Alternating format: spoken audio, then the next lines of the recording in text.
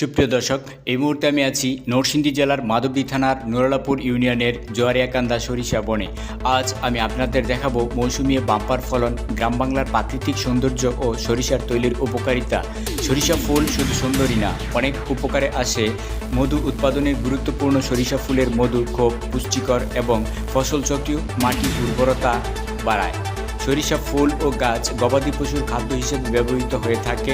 এমনকি পরিবেশ সৌন্দর্য গ্রাম বাংলার প্রাকৃতিককে করে তোলে মনোরম। আধুনিক পদ্ধতিতে মেশিনের দ্বারা সরিষাকে ভাঙিয়ে বাজারজাত করা হয়ে থাকে। তবে খাঁটি সরিষার তৈলের উপকারিতা যেমন রান্নার কাজে ব্যবহার করলে খাবারে সহজে হজম শক্তি বাড়ায়, ফলে রোগ প্রতিরোধ ক্ষমতা বাড়ায়।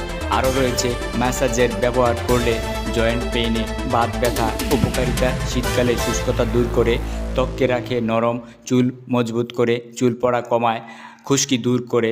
আবার খাঁটি সরিষার তৈল চেনার সহজ উপায়, যেমন গন্ধ হবে ঝাঁঝালো, ঠান্ডা কিছুটা ঘন বা জমাট বাঁধে এবং রং হবে গাঢ় হলুদ।